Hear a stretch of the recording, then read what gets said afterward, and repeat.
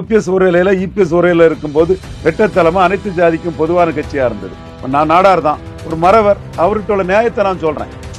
நம்ம நடராஜனை நம்ம ஏன் ஒரு கல்லால அடிச்சா ரெண்டு கல்லால அடின்னு ஐயா தானிக் நாடார் சொல்ற மாதிரி கருத்தியல்ல அவர் ஒரு பாதிப்பை ஒரு ஜாதிக்கு எதிராக இன்னொரு ஜாதியை திருப்புற வேலை செய்யும் போது அவருக்கு எதிராக நம்ம மோடி வர இது பிஎம் வர ஃபைட் பண்ணோம்னா நியாயம் நம்ம கிட்ட இருந்தது. இந்த இடத்துல பன்னீர்செல்வத்துக்கிட்ட தான் நியாயம் இருக்குங்கனால நம்ம அந்த உண்மையை சொல்றோம்.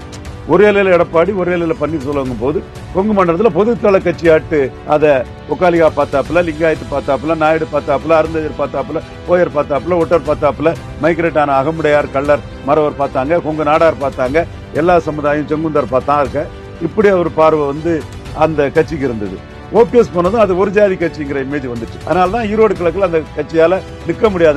நின்னா சீமானுக்கும் அவங்களுக்கும் வித்தியாசம் இல்ல, செந்தில் பாலாஜி அதிரடியில் டெபாசிட் இலக்க வச்சிருவாருன்னு எடப்பாடி அங்க பயந்து போய் ஓடிட்டாரு. அந்த ஒரு ஜர்க்கு காரணம் ஓபிஎஸ் நீக்கம் தான். அந்த நீக்கத்தின் விளைவாக 24ஆம் ஆண்டு அவங்க அடைஞ்ச மிகப்பெரிய பின்னடைவு தான் கொங்கு மண்டலத்தில் அவங்க நிற்க முடியாம போன ஒரு காரணம். சோ இந்த அளவுக்கு ஒரு செல்வாக்குள்ள ஓபிஎஸ் மீண்டும் என்டிஏக்குள்ள வந்தா அந்த அதிமுக என்டிஏக்குள்ள வரும்போது அந்த பாதிப்புகள் சமன் செய்யப்படுங்கிற ஒரு எதிர்பார்ப்பு இருந்தது.